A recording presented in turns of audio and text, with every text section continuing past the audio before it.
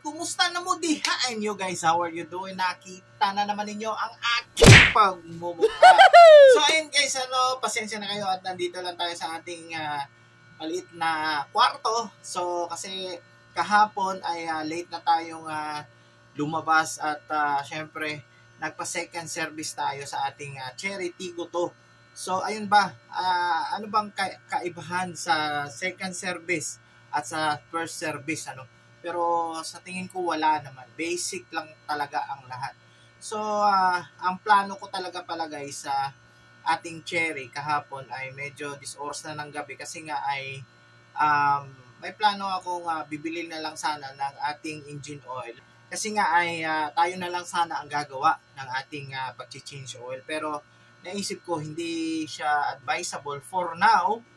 Bakit ko nasabi ito? Kasi nga ay bago pa ang ating Chery Tiggo 2 So kailangan nating magpa-impress doon sa ating service center kasi nga ay syempre kahit papano ay tinatawag pa tayo na under warranty yung ating Chery Tiggo 2. So kumbaga record ng ating servicing ay kailangan doon muna successively like 2 to 3 or 4 or 5 times Kasi kaya naman kasi natin mag-change oil kung tayo lang. Kung napanood niyo ang aking vlog na previous, isa doon ay yung nabali na hood stand na yung kabitan niya dito sa ilalim ng hood. Nabali yung clip doon. Akala ko hindi na mapapalitan yun at medyo syempre feel natin na parang di kumpleto ang ating sasakyan na kung may parang nabali siya nakahingi ako pala ng clip na palit doon sa nabali na yun. So guys, papakita ko sa inyo kung ano nangyari kahapon. So basic lang naman ang lahat. So yun guys, so nandito tayo sa ilalim ng ating Chery Tiggo 2. And sa nakikita ninyo, so syempre binibidyohan ko yung mga under chassis ng ating sasakyan kasi sini-check ko yan pag every time na nagpapaservice ako at nili-lift up ng ating lifter. So kailangan natin makita at i-check personally yung kung ano ba yung kondisyon na nasa ilalim. Kasi may mga bagay na hindi natin alam at visible sa ating mata. Kailangan nating i-check yan, di ba? So correct me if I'm wrong. So, ayan guys, yung mga rubber boot na yan, yung mga boot cap, yung mga tie rod inner and outer. So, kailangan nating i-check yan. So, para naman na makasigurado tayo na nasa kondisyon pa rin ang ating sasakyan. So, yan lang naman guys, basically. So, kailangan din sigurong gawin ninyo yan kung may time kayo at ipaservice at nag-lift yung ating sasakyan. So, ayan guys, So, yun lang naman ang purpose ko dyan. Kaya, share ko sa inyo.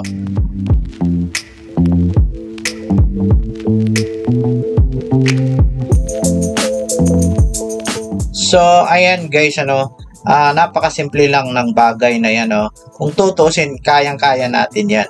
So, kahit na hindi tayo masyadong bihasa dyan, kasi kahit papano ay, syempre, technically, so, napakasimple lang talaga yan.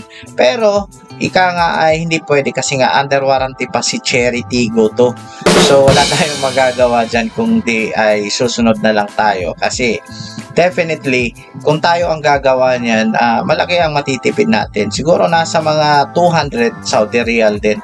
So, di ba? Malaking bagay din yun.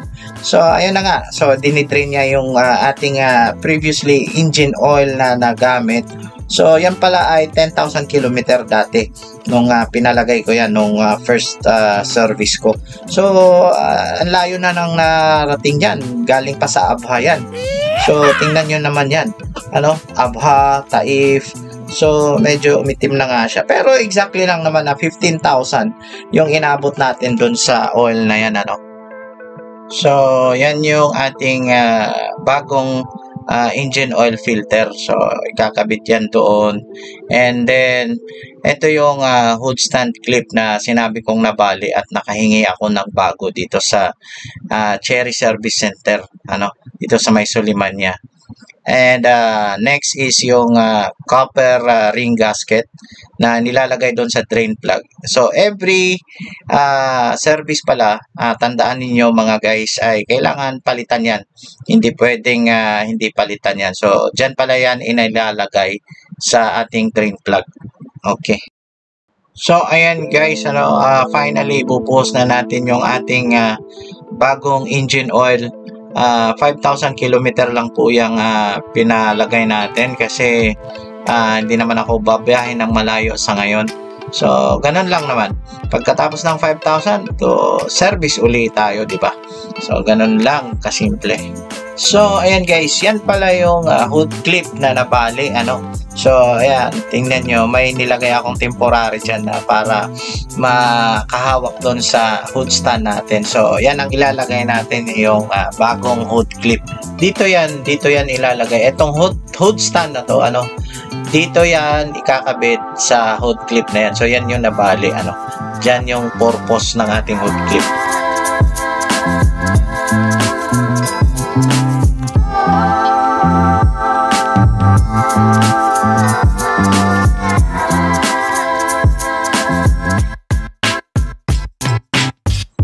So, ayan guys, next is ang ating engine air filter. Yan yung lilinisan ng ating technician ngayon para ma-renew naman yung ating air filter at maganda ang hatak ng ating sasakyan. So, ayan yan guys. So ayan, good to go na tayo. So 15,248. So next service natin is 20,248. So ayan guys, So ayan guys, so tapos na tayo magpa-change oil ngayon. Ang service natin ay pangalawang beses na to.